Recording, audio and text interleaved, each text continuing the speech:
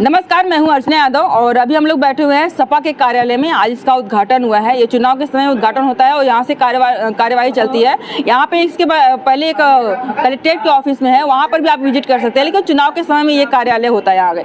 अभी हम लोग यहाँ पे आए हुए थे, उद्घाटन था, तो हमें एक सपा के रंग में रंगे हुए अंकल जी दिखे हैं। इनके पास में झंडा है जिसमें साइकिल बना हुआ है, समाजवादी पार्टी है और इन्होंने टोपी लगा रखा है। यहाँ पे गौतम बुद्ध जी हैं और अखिलेश यादव, यहाँ पे भीमराव अम्बेडकर जी हैं। इनसे बातें करेंगे कि सपा को कैसे देखते हैं। और आपका नाम क्या हुआ, परिचय थोड़ा जानेंगे। नाम क्या हुआ आपका?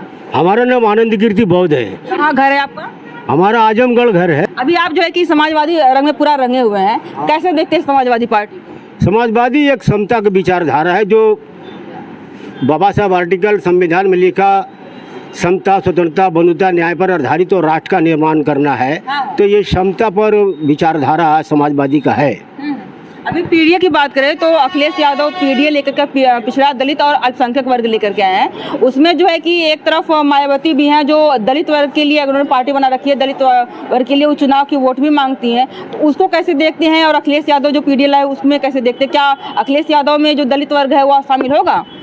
नहीं, अखिलेश यादव में भी जैसे हम कांसीराम जी 1585 का नारा लगाए थे, समझ रहा ना आपको, पहले का हिसाब है बाबा कांसीराम जी का। तो 1585 का जो नारा लगाए थे तो बहन जी ने स्वर्जन हिताय, बुद्ध ने बोला बहुजन हिताय बहुजन सुखाय। तो बहन जी ने बुद्ध से एक सीढ़ी ऊपर बढ़ गई, स्वर्जन हिताय स्वर्जन सुखाय, फिर अब लौट रही है बहुजन हिताय बहुजन सुखाय बोल रही हैं। तो उसी तरह हमारा उसी मैटर को 1585 वाला मैटर को हम इसमें देखना चाहते हैं, जो कि ये आपका जो समाजवादी पार्टी है। जब तक हमारा 1585 सॉलिड नहीं होगा तब तक हम कुछ कर नहीं पाएंगे। हमारा ये मतलब, क्योंकि हम 85% है, 85% है, वो लोग 15% है, वो भी विदेशी है, हम भारत के मूल निवासी है। तो टैली नहीं खाता है ना, उनका विचारधारा अलग है, हमारा विचारधारा अलग है। कौन कौन विदेशी है? विदेशी वो फॉरवर्ड वाले विदेशी, यहाँ का यूरोसिया का रहने वाले हैं। कौन लोग? फॉरवर्ड वाले, और को बस हो गया ना, नाम नहीं बताना है। मतलब ब्राह्मण क्षत्रिय जो एक सवर्ण वर्ग है वो ब्राह्मण विदेशी है। बोलगा से गंगा में ये राहुल सत्यान ने अपने किताब में लिखा कि हम विदेशी है। कक्षा 6 के इतिहास में सारे अपने डिस्कवरी ऑफ इंडिया में जवाहरलाल ने लिखा, सारे लोग लिख के रखे, इसका बहुत सच है कि मतलब ब्राह्मण क्षत्रिय जो है विदेशी हैं और मूल निवासी बहुजन समाज के लोग ही हैं। हाँ, यहाँ का माइकल वामशेव आया तो भारत में आया अमेरिका से, तो दक्षिण भारत के अंदर मतलब उसने नाखून खून बाल टेस्ट किया तो पता चला कि जो बैकवर्ड समाज के जो बैकवर्ड समाज के यहाँ का मूल निवासी है, आदिवासी हो गए या फिर दलित समाज हो गए, वही मूल निवासी है, बाकी विदेशी रहने वाला है। उनको बाहर भगाने की आवश्यकता है, अभी आप कह रहे हैं? नहीं, बाहर भगाने की आवश्यकता नहीं है। जैसे वो लोग 5000 वर्ष से हमारे देश पर हमारे ऊपर राज कर रहा है, तो हम 5000 वर्ष से 5000 वर्ष से हमारे देश पर राज कर रहा है, तो हम भगा देंगे तो हम राज किस पर करेंगे? 85% का आएगा तो आ जाएगा नीचे, तो हम राज करेंगे। अभी अखिलेश यादव की बात करें, अखिलेश यादव को कैसा नेता आप देखते हैं? हाँ, कैसा नेता देखते हैं? नहीं, अखिलेश यादव ठीक नेता है, वो सबकी समता की बात करते हैं। अभी चुनाव चल रहा है तो आप जगह जगह घूमते होंगे इस स्वरूप में, लोगों का रुझान क्या दिख रहा है? यहाँ पे यादव में अगर बात करें तो नीरव भी यादव हैं और धर्मेंद्र यादव हैं, सपागढ़ आजमगढ़ को कहते हैं। तो क्या लगता है आपको, कैसी स्थितियाँ? नहीं, रुझान तो समाजवादी पार्टी की तरफ है, क्योंकि क्या आम जनता क्या बोलती है? नहीं, आम जनता कुछ लोग तो उनके साथ है ही है, मगर हमारा जो है मैं इसमें परसेंटेज बढ़ रहा है ना, समाजवादी का परसेंटेज बढ़ रहा है। अभी आप जो है कि इस रूप में चलते हैं, कमाई धमाई कैसे हो पाती है, मतलब क्या करते हैं इसके अलावा आप? नहीं, हमारा जो है रविदास मंदिर का मुकदमा लड़ता है, उसमें अपना पर्ची वर्ची काट कर अपना काम लेना, किसी तो मांगते उनते नहीं है हम। हाँ, उसी से काम चल जाता है, हमारा उसी से काम चलता है। जो है कि अखिलेश यादव का प्रचार करते हैं उससे फायदा कुछ नहीं होता है? नहीं, फायदा उसे कोई 150 देता तो उससे हमारा मतलब नहीं है। वो तो हम अखिलेश यादव धर्मेंद्र यादव को नहीं देते हैं कि आप मेरे लिए प्रचार कर रहे हैं, यहाँ पे कुछ मांगता भी नहीं हो, कोई फायदा नहीं होता है? नहीं, कोई हमको फैमिली में कौन कौन है? ये देगा अचानक में, कोई खुशी ज्यादा दे देता है, 150-500 दे देता है। फैमिली में कौन कौन है आप? फैमिली में पूरा हमारा परिवार है। वो लोग कैसे कमाते खाते हैं? है ना, बाल बच्चे है ना, बड़े बड़े, वो लोग कमाते खिलाते हैं परिवार, सही है ना? अभी देश के मुद्दों की बात कर ली जाए, महंगाई है एक तरफ, फिर एक तरफ बेरोजगारी है, स्वास्थ्य है, शिक्षा है, ये सारी चीज़ों को आप कैसे देखते हैं? क्या आपका भी एक समय रहा होगा और अभी वर्तमान समय में, दोनों में अगर कंपेयर करेंगे तो कितना अंतर है और कौन समय ज़्यादा अच्छा था? ये जो है ना, जो नरेंद्र मोदी शासन जो चला रहे हैं ना, तो पूंजीपतियों के साथ में न है, समझ में आ रहा ना, तो वो हमको तो पूरा फायदा देगा नहीं हमको। वो सब अपने लिए वर्चस्व के लिए काम करता है, हमारा ही पैसा ले करके हमारे पिछवाड़े पे लात मारता है। पूंजीपतियों की बात की जाए तो जो पूंजीपति कौन बनता है? अगर एक समय रहा होगा, आपके पास 1 बीघा खेत रहा होगा, तो आपके पास जो आप चाहेंगे ना कि मेरे पास 2 बीघा या 4 बीघा हम खेत बनाएं, तो वैसा ही तो पूंजीपति भी होता है ना। अगर उसके पास 1 फैक्ट्री होती तो चाहता है कि हम 10 फैक्ट्रियाँ बनाएं, तो इसमें गलत कहाँ रहता है? नहीं, जैसे ये लोग फैक्ट्री विदेश से फैक्ट्री लाना चाह रहा, हमको और मजबूर करना चाह रहा है। 27,000 कंपनी भारत के अंदर ला रहा है। तो इससे क्या दिक्कत होगी देश में? यहाँ तो रोजगार ही बढ़ेगा ना, यहीं के मजदूर रहेंगे, यहीं पे उसमें हमको गुलाम बनाया जाएगा। जैसे हमारा सरकारी नौकरी खत्म हो जाएगा, जैसे सठियाव से लेकर पूरा निजामाबाद तक, ऐसे विदेश का कंपनी जब घेरेगा, उसमें हमको 8 घंटा की जगह में जो सरकारी नौकरी हमारे लोग करते हैं, उसमें 12 घंटा काम कराएगा। अगर अलग अलग देशों की बात की जाए, अब अपने बगल में चीन की बात कर ली जाए, तो वहाँ पर भी तो ऐसी ही होती है, जहाँ पे मुक्त अर्थव्यवस्था होती है, ऐसे ही होती है। तो चाइना जो हमारा बुद्धिस्ट राज्य है, वो ऐसा नहीं होता है। वहाँ पर जो भी इंसान पैदा होता है, वो दिमाग से पैदा होता है, हर काम अपना वो आगे बढ़ा लेता है। बुद्धिस्ट राज्य, उसमें समता पाएगा। जैसे कंपनियों की बात की जाए, जिसे कह रहे हैं कि आप 27,000 नौकरियां, कंपनियां आ रही हैं यहाँ पे इन्वेस्ट करने के लिए, इसी को लोग कह रहे हैं कि भारत ने, मोदी ने देश ही बेच दिया। तो इतने मुक्त अर्थव्यवस्था हुई ना कि आप आइए यहाँ पे इन्वेस्ट करिए, यहाँ के लोगों को रोजगार दीजिए, जो चीजें विदेश में बन रही थी हम खरीद रहे थे, वो यहाँ पे बनेंगी, सस्ते दामों में बिकेंगी, या हमको निर्यात भी कर सकेंगे, और फिर आने वाले दिनों में इसको जो है कि हम अपने इख्तियार में भी कर लेंगे। नहीं, ऐसा नहीं। विदेश से आएगा तो हमको गुलाम ही बनाएगा, जान लीजिए आप। आपको लगता है कि ये चीजें, मतलब कि जैसे पहले के समय में आए थे 600 ईस्वी में, या फिर मुगल आए थे, गुलाम बनाए थे, वही कंडीशन अभी भी आ सकती है? वही कंडीशन अभी करेगी। अगर बीजेपी की सरकार बन गई तो वह कंडीशन आएगी। आप जान रही हैं कि जब पूर्ण बहुमत में मोदी आए थे, तो भारत के ऊपर कर्ज जो है 55,000 लाख करोड़ रुपया थी। जो जानने वाले कहते हैं कि और देशों पर भी तो कर्ज है। भारत तब जो है विकसित देश में था, और आज विकासशील है। विकासशील तो सुन लीजिए, आज जो 15 देश कब था? 15 मार्च से 9 मार्च से विकसित देश से भारत बाहर हो चुका है। 9 मार्च कब था?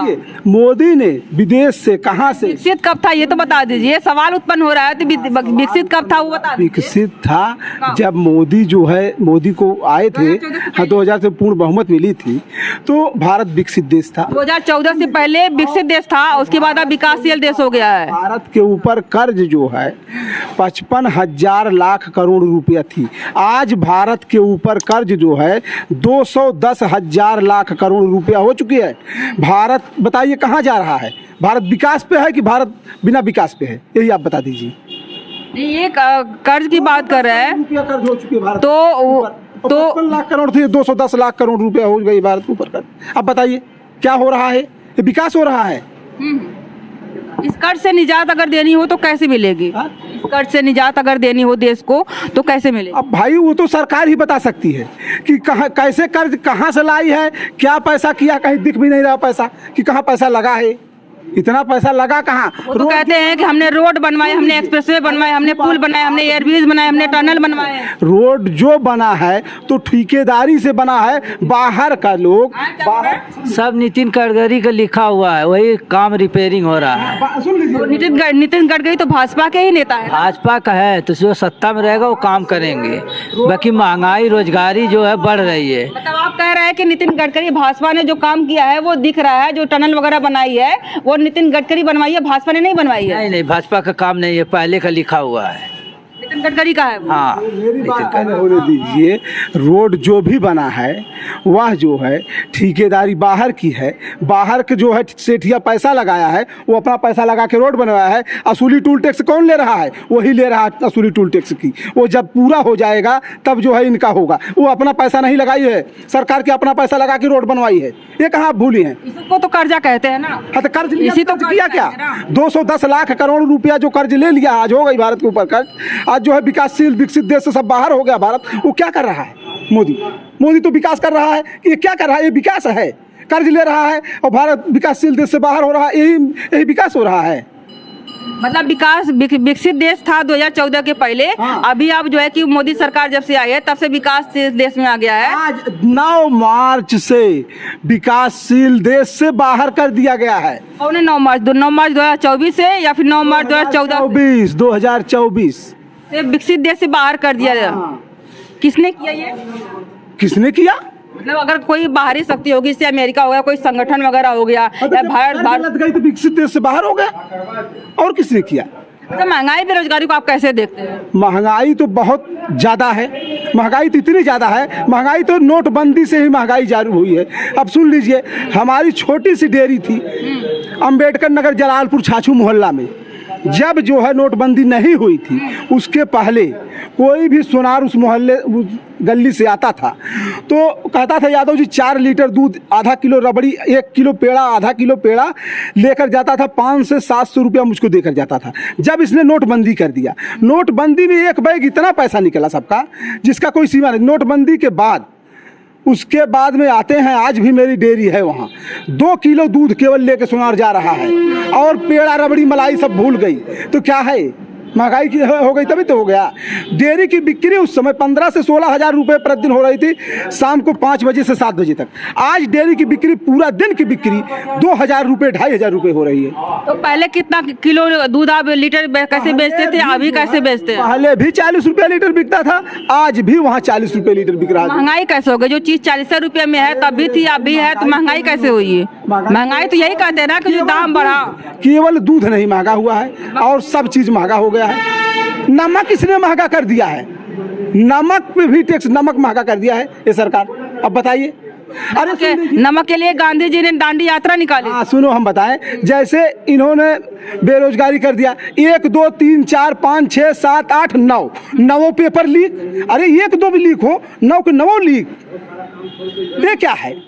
ये कोई मतलब होता है? क्या लगता है कि मिली जुली भगत चाल थी? मिली जुली। और इसने क्या किया?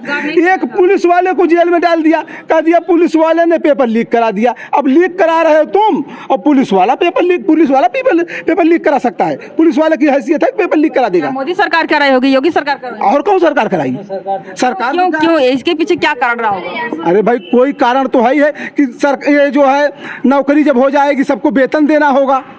अच्छा, यही ना कारण है, और क्या कारण है? नौकरी नहीं, हम लोग काम काजू हो जाएंगे तो हमारी पूछ कोई किसी को नहीं आएगी। हाँ बस वही बात है। दिनेश लाल यादव आजमगढ़ वालों को मनबड़ू बोलते हैं।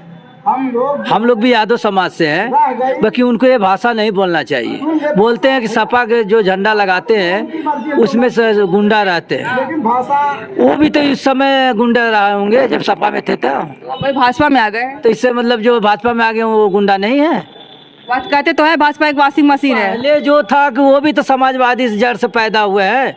आजमगढ़ वालों को मनबड़ू बोलते हैं, यहाँ का जो जनता मनबड़ू है। जैसे कि निरहू चाहे जो कुछ बोले, लेकिन हम लोग जो है 15 मार्च से 13 अप्रैल तक 3 मोटरसाइकिल से 6 लोग पूरा क्षेत्र लालगंज मिला के, सदर मिला के भ्रमण कर चुके हैं। छोटे कास्ट में निरहू इतनी बुरी वोट से हारेंगे जिसकी कोई सीमा नहीं है।